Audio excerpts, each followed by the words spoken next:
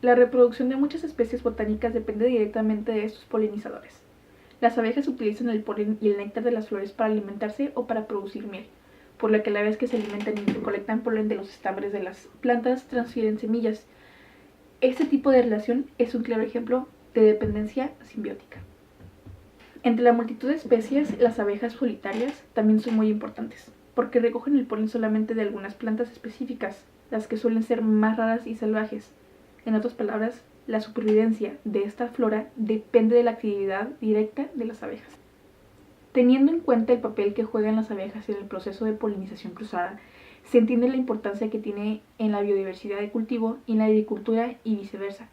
De hecho, hay estudios que afirman que un tercio de la alimentación que consumimos diariamente es producto de la polinización de abejas.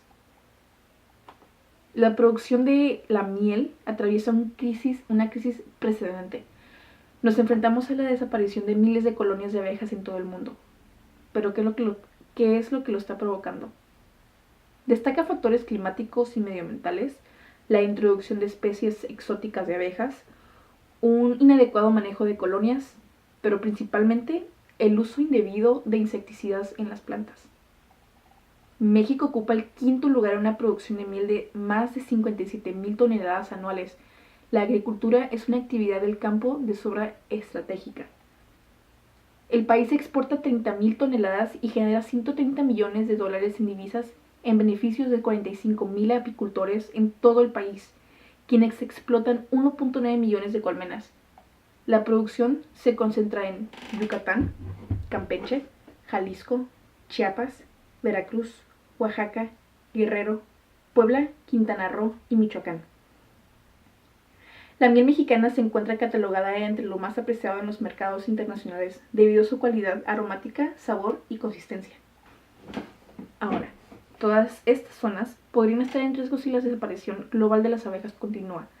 Al ser el principal grupo de polinizadores y jugar un papel esencial en el ciclo biológico, el fenómeno gana relevancia a nivel mundial y en México. Parece ser que la capacidad para resistir enfermedades y parásitos disminuye si la abeja se enfrenta a un pobre estado nutricional y la exposición a sustancias químicas tóxicas. Algunos plaguicidas parecen debilitar a las abejas melíferas, al hacerlas más sensibles a la infección y los parásitos. En Norteamérica y Europa, la tendencia del número de abejas y otros polinizadores parece ir a la baja.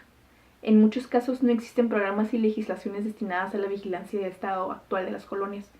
Por ejemplo, en los últimos inviernos, la mortalidad de las colonias de abejas melíferas en Europa ha sido del 20% en promedio, aunque hay países que llegaron a perder el 53% de sus colonias.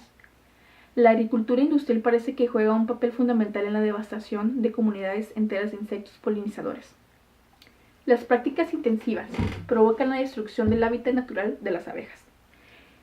La expansión de los monocultivos y la falta de diversidad inciden directamente en las colonias, limitando la capacidad de anidación. El cambio climático conlleva al aumento de temperaturas, modificaciones de pautas de precipitación y fenómenos meteorológicos extremos. Las abejas lo resienten.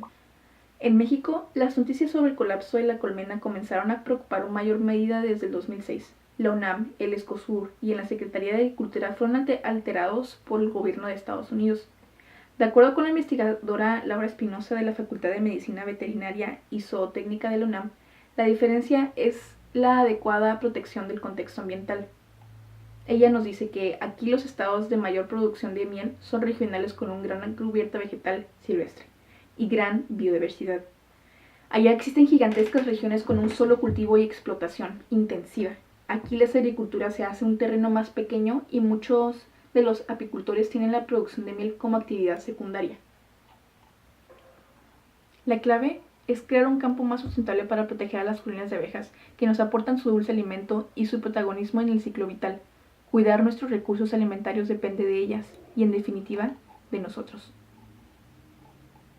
Entonces, ¿qué podemos hacer para salvar estas abejas?